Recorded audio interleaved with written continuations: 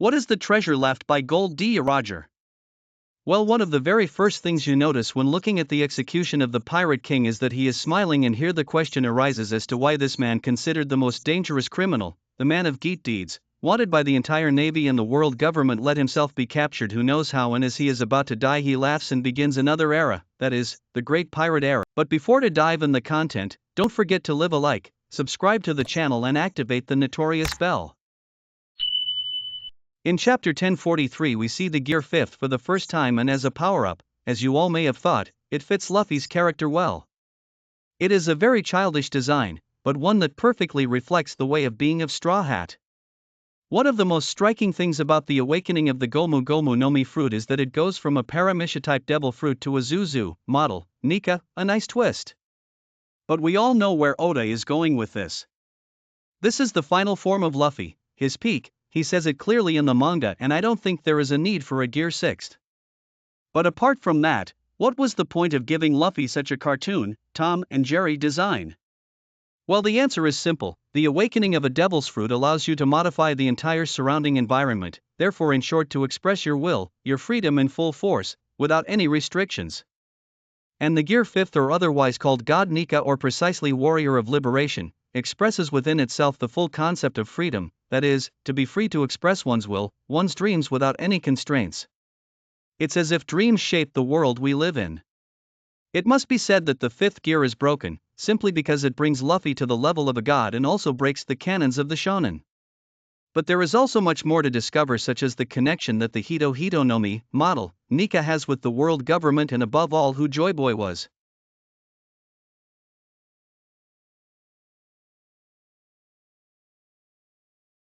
But let's start talking about the topic we are all here to discuss, and that is, what is One Piece?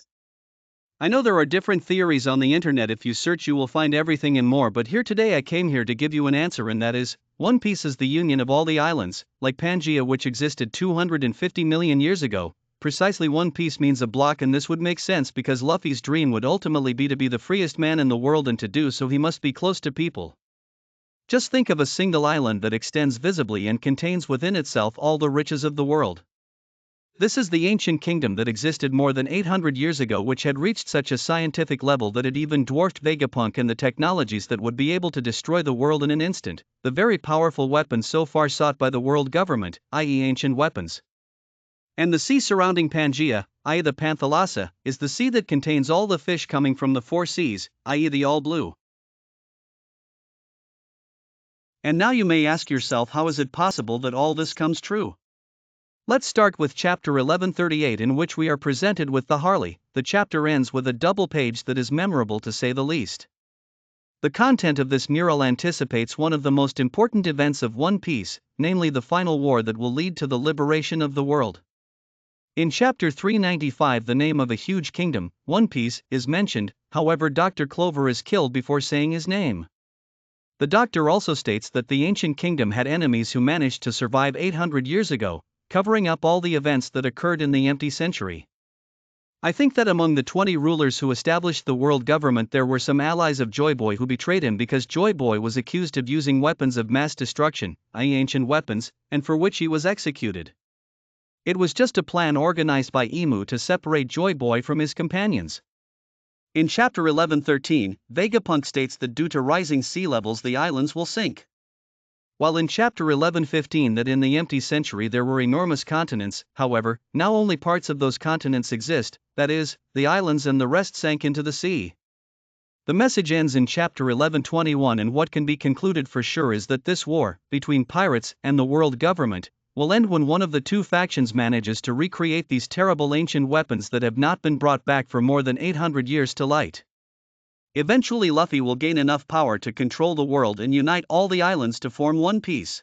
But how was the world government created? Remember that symbol that the world government displays wherever there is a base or building? For example, Enies Lobby, Marineford, or on the Gates of Justice. Yes, that very symbol is able to make us understand in which ideals the world government is based and in which context it was born. First we answer the second question, whose answer I imagine you all already know, and that is that the world government was born in the empty century, that is, in the same period in which Joy Boy lived and in which he then disappeared, leaving no trace or almost no trace, because as we well know, Joy Boy was the first pirate in history, and before being executed he thought it best to leave the trace of the world in which he lived on the gigantic stone blocks, namely the Poigny Griff. On the other hand, his bitter rival Emu, I believe, was a princess from some kingdom 800 years ago, but I believe she is different from Vivi, that is, that the lineage of the Nefertari is different from that of Emu. However, the interesting fact is that the latter ate a forbidden fruit, so she cursed all the people in the world. She was the first to eat a devil fruit. A curse that continues today because anyone who eat devil fruit is cursed by the sea, that is, they cannot swim. The world of One Piece that we know today is the result of that curse, because it is made up only of islands, so people have communication problems, and what's more, the red line that splits the globe in two. The fact that the islands are nothing more than fragments of enormous continents, of which most are submerged in the sea, is the result of the clashes between Joy Boy and Emu, similar to the one that occurred in chapter 441, exactly the fight that took place on the island of Bonero by Commander Ace Firefist against Marshal D. Teach, otherwise known as Blackbeard. The clashes between Joy Boy and Emu were so atrocious that they did not involve the island and its surrounding area, no, because they were so powerful that they destroyed entire continents, and the islands are just fragments of these continents. However, Joy Boy always tried to stay alongside his friends and protect them from the devastating damage caused by the enemy, but Emu was and still is a very shrewd, cunning, and mischievous person, who exploits the moment to his advantage, trying to get out of it as if she were a good and harmless person, and who in reality wasn't. She managed to ally herself with 20 rulers and spread the word that Joy Boy uses ancient weapons from the ancient kingdom and that he was just a madman who wanted to destroy the world. As we know, Joy Boy ate the same devil fruit as Luffy, and in his awakened form fights like Nika, the warrior of liberation, a power that allows him greater elasticity, the most ridiculous power in the world. It was precisely for this reason that people were afraid of Joy Boy. His powers were out of the ordinary, and everything gave him a certainly not so positive reputation, because when he fought his moves they were completely incomprehensible, illogical, and strange from every point of view. But the slaves prayed that they would be saved by the god Nika. And now only those with the will of the D can consider themselves lucky to have inherited Joy Boy's will. Many repudiated him because they were deceived by Emu. However, before dying executed as Gold D. Roger would later die, he knew that in the years to come someone with the same will would show up, capable of bringing the world to its original state, that is, bringing the ancient kingdom, the One Piece, to light.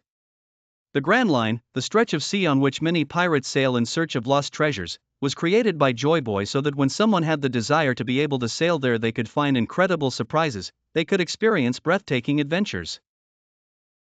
But the adverse weather conditions on the Grand Line resulted from Emu's actions. But not all evil comes to harm, because these same conditions have hindered the world government's research in rediscovering the lost knowledge of the ancient kingdom, and in particular of ancient weapons, for more than 800 years.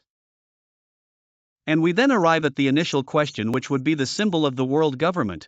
What does those two crossed lines mean with 4 points at the ends and 1 in the center?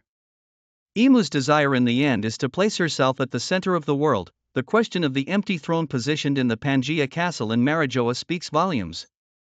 This very land is considered sacred, and in fact it is the land where celestial dragons reside.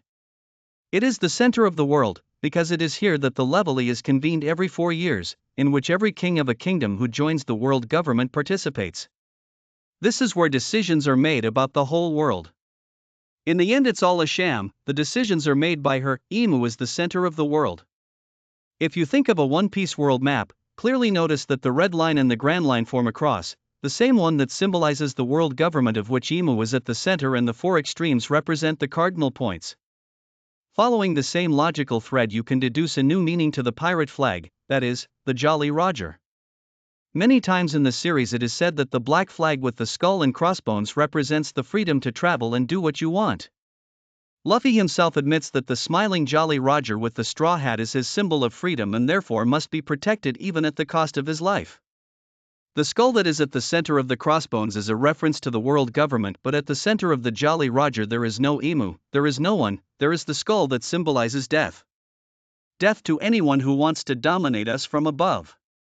Death to anyone who wants to place themselves at the center of the world. These are the ideals of pirates and their freedom.